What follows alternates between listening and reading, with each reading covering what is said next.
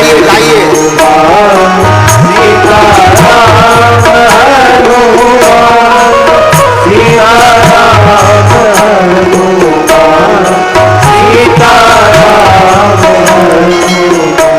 यह कीर्तन पूज्यपाद श्री मोहनदास बाबा का है। राजस्थान में एक तीर्थ है सालासर बालाजी। कौन से बालाजी? सालासर। वहां एक महात्मा है पूज्य श्री मोहनदास बाबा। वो अपनी बहन के घर पर रहते थे। तो जब भी वो हल चलाते थे खेती में, इसी कीर्तन को गाते थे। राम नाम जपकर श्री हनुमान जी ने राम जी को वशीभूत कर लिया। सुमारी पवन सुत पावन नामु अपने बस करी राखे रामू। राम नाम जप करके श्री हनुमान जी ने राम जी को बस में कर लिया। और राम जी को बस में करने वाले हनुमान जी को इस कीर्तन से मोहनदास बाबा ने बस में कर लिया।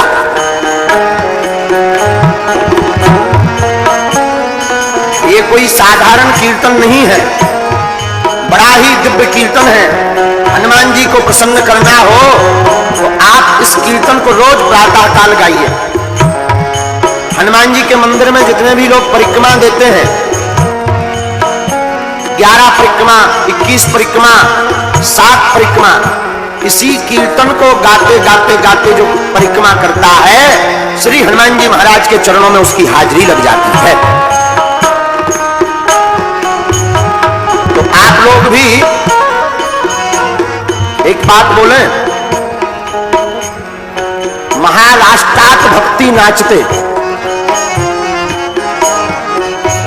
ये वो प्रदेश है जहां भक्ति नृत्य करती है। साधारण प्रदेश नहीं है महाराष्ट्र। महाराष्ट्र संताची भूमि आहे। किसकी भूमि? संताची। ये महान पुरुषों संतों की भूमि है।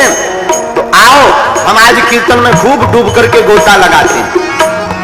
सीताराम हनुमान, सीताराम हनुमान, हनुमान सीताराम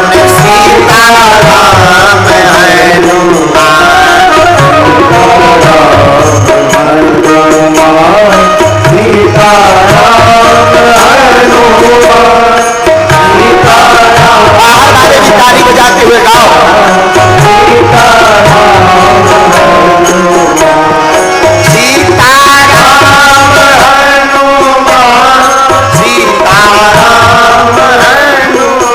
पीछे वाले भी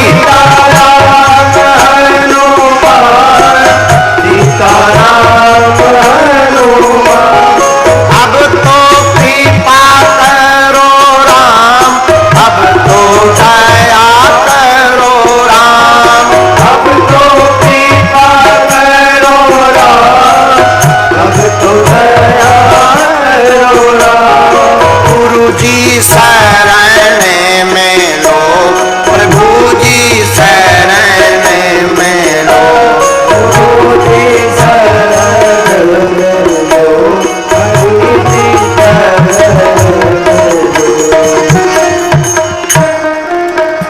एक बात और है, यहाँ की भक्ति को देखकर वाह है, अद्भुत है नागपुर। क्या दिन क्या रात।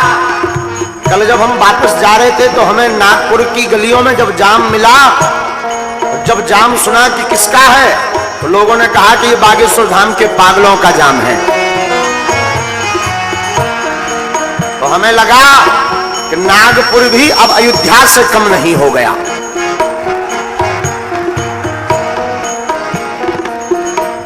और फिर हमें मराठी भाषा में याद आया, नागपूरचे लोक खूप छान आहेत।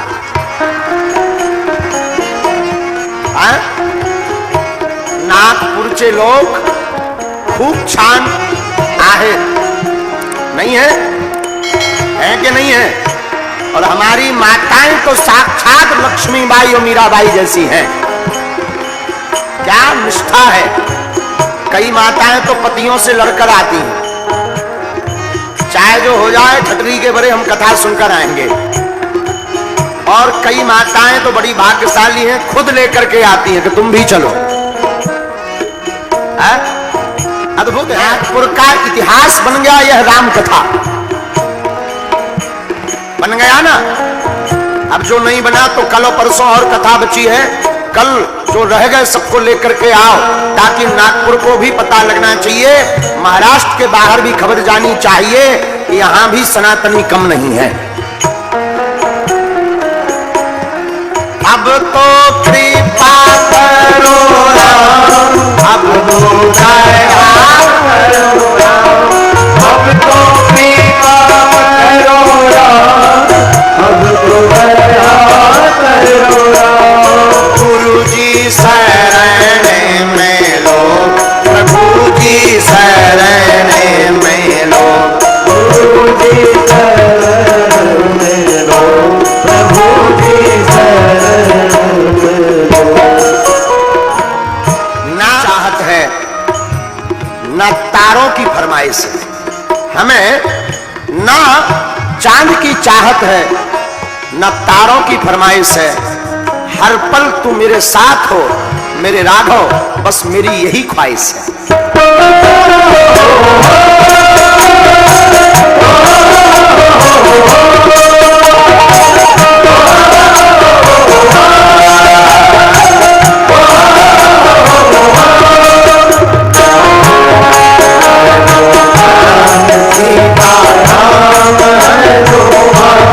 सीताराम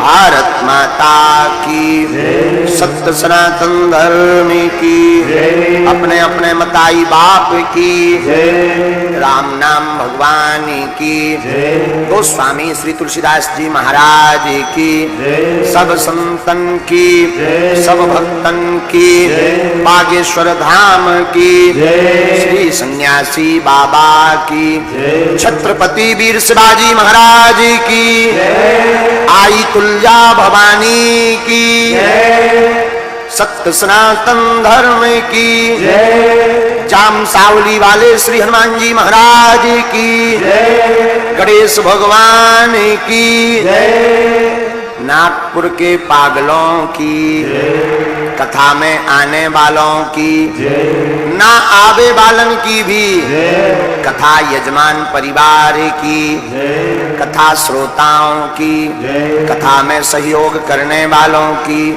कथा का विरोध करने वालन की भी, नमः पार्वती पतये। सब संतन की जय, भूदेव ब्राह्मणों की जय। परात्पर परमात्मा अखंड ब्रह्मांड नायक कोट सूर्य समप्रभा भगवान, जिनकी कृपा करुणा कटाक्ष से सारा संसार प्रसन्नचित है, आनंदित है,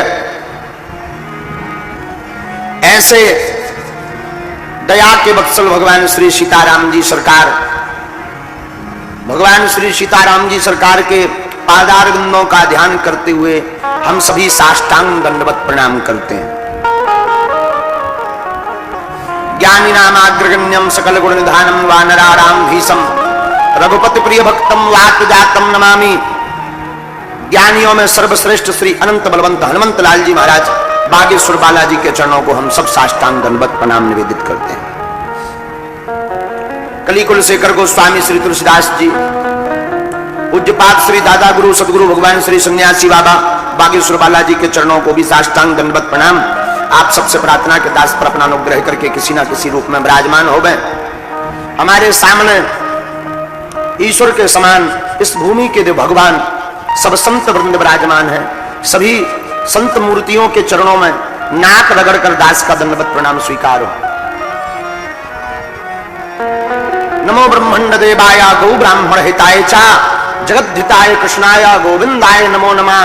विप्र प्रसादात धरणी धरोहम, विप्र प्रसादात कमलावरोहम, विप्र प्रसादात अजताजतोहम, विप्र प्रसादात मम राम नाम। ऐसे भूदेव ब्राह्मणों के चरणों को भी साष्टांग दंडवत प्रणाम करते हैं।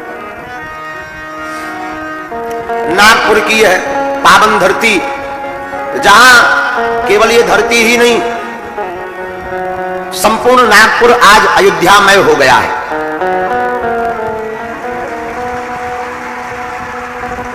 घर घर 11 बजे 12 बजे से तैयारी चल जाती है कि अब चलो कथा में, और रात को 8-8 बजे घर पर पहुंच पाते हैं। लेकिन वही जुनून, वही दृढ़ भाव, वही दृढ़ जिज्ञासा, जिस जिज्ञासा को देखकर मन बड़ा द्रवीभूत और गदगद हो जाता है, ऐसी नागपुर की धर्मनगरी रेशम बाग का यह स्थान, इस पावन भूमि के रज को हम मस्तक पर धारण करके साष्टांग दंडवत प्रणाम करते हैं।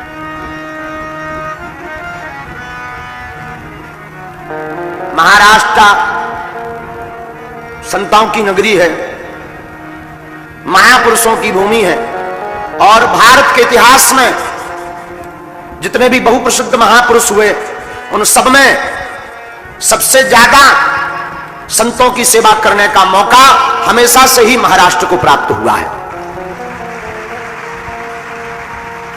और समूचे भारतवर्ष में संतों की सेवा करने की कला को सिखाने का श्रेय भी महाराष्ट्र को मिलता है।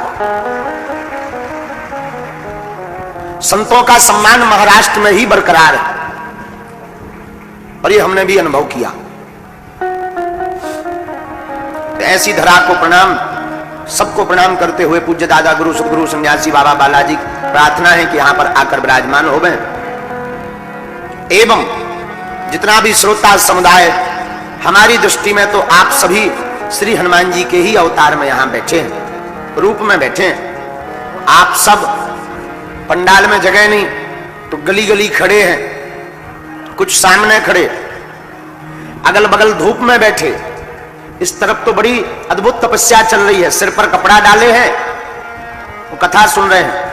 मानो ये सूर्य की तपन को चुनौती दे रहे हो कि तुम कितना तपोगे, हमें राम कथा और बागेश्वर बालाजी की शीतल छाया तुमको रोक नहीं सकती।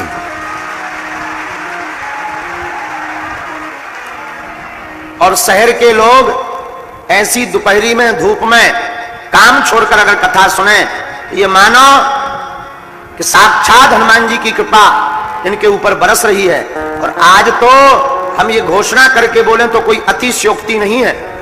जितने भी श्रोता यहां विराजमान हैं, आज आपके पूर्वज अपने आप को ऊपर बैठे बैठे धन्य मान रहे होंगे कि हमारे वंश में ऐसा बेटा और ऐसी बहू हुई जो भगवान की कथा में गोता लगा करके हमको धन्य कर रही है।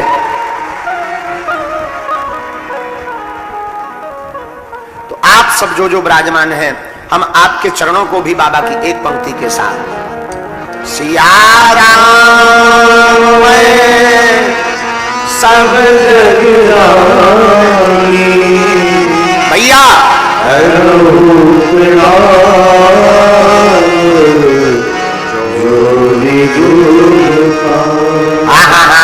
करहु प्रणाम जोड़ी। साधु जी अरे जरा जोर से बोलो, साधु जी। अच्छा तो बताबा हो कैसन बा? बढ़िया बा, रहुआ मजे में बानी? क्या बात, 5 दिन निकल गए, पता ही नहीं चला कब 5 दिन हो गए। अब तो कल परसों और इसके बाद राम जी उड़ जाएंगे फुर। हाँ,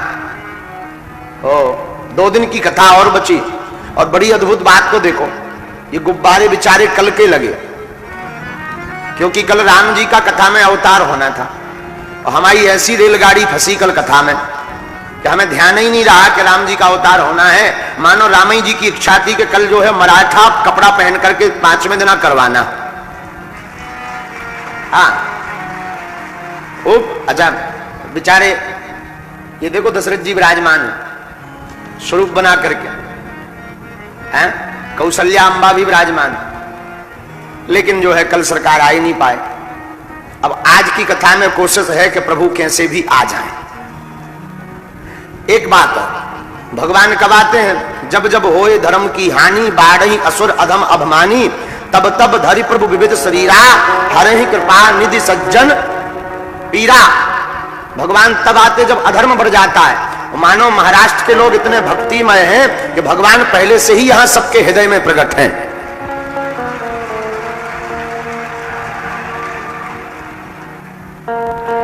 लेकिन अब कथा में तो आना ही आना है उन्हें।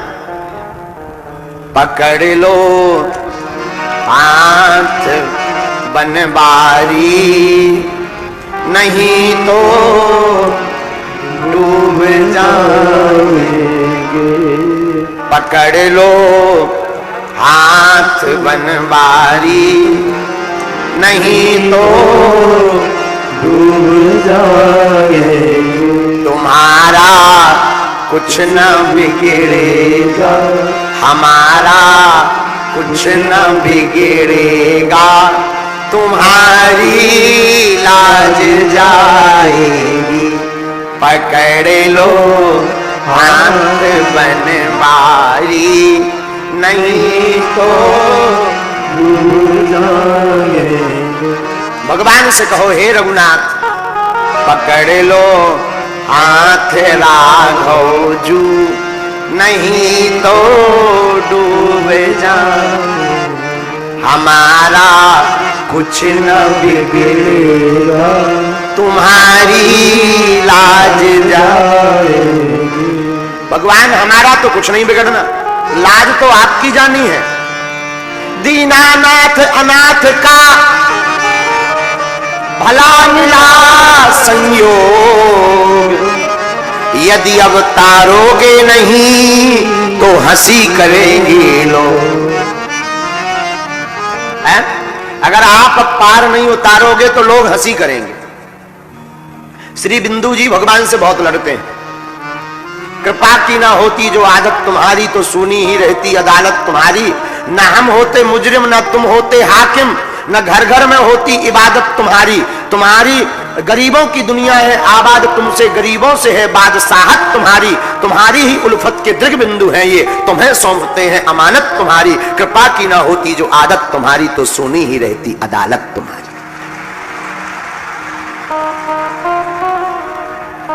आपका कृपा में स्वभाव ना होता तो भला तुम्हारी कथा में कौन आता। अच्छा, भगवान कृपालु ना होते तो इनकी कथा सुनने कोई आता? आदमी आता ही है फायदा के लिए कि भाई कथा में जाएंगे कुछ फायदा होगा। क्या फायदा होगा? कई लोग कहते बा अचानक धन मिल जाएगा, भक्ति मिल जाएगी, आनंद आएगा, भगवान के संतों के दर्शन होंगे। और कुछ लोग ऐसे भी आते हैं जो घर की दाल चावल रोटी बताने आते हैं। कई बार माताओं की आदत होती है, यहां नागपुर की माताएं तो ठीक है क्योंकि अभी हमें 2 दिन रहना है। ये तो हमने जो है बांग्लादेश की माताओं के बारे में बताया है। कई माताओं की आदत होती है कि वो कथा में जाएंगी तो वो पूछेंगी अच्छा तूने क्या बनाया हो तो आज, तो वो बगल वाली कहेंगी माता जी आज मैंने कड़ी बनाई। फिर पप्पू के पापा ने पानी मांगो, मैं जब तक पानी दे गई तब तक कड़ी भर गई। ये यहां की माताएं नहीं करती खुसर पुसर, ये तो बांग्लादेश की माताओं की बात है। तो कई बार तो ऐसे भी कथा में आ जाते हैं, कई बार कुछ देखने आ जाते हैं। पर एक बात बोले, नदी में आप चाहे गिर पड़ो, चाहे कोई तुम्हें फेंक देवे या आप स्वयं डुबकी लगाओ, नदी में जाओगे तो तन गीला होगा कि नहीं? बोलो। उसी प्रकार कथा भी गंगा है। इस सुरसरी कथा रूपी गंगा में आप बैठोगे और चाहे तुम जबरदस्ती आओ, चाहे तुम्हारा कोई पड़ोसी हाथ पकड़ के ले आए, एक बार बैठ जाओगे तो तुम्हारा मन भी प्रभु भक्ति से गीला हो जाएगा। हैं?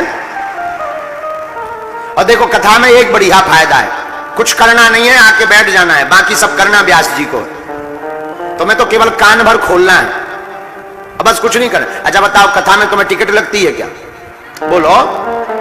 अच्छा, कथा में तुम्हें रुपया तो लगता नहीं, जो यजमान है उसे जरूर लगता है, बाकी जो नहीं है उन्हें क्या लगता? बढ़िया पूरी भी खा रहे, लुचई भी खा रहे और खूब चकाचक कथा भी सुन रहे, कान भर खोल के बैठना है। तो भगवान की भक्ति में कुछ नहीं लगता। एक बात और, भगवान की भक्ति में घाटा है ही नहीं, फायदा ही फायदा है।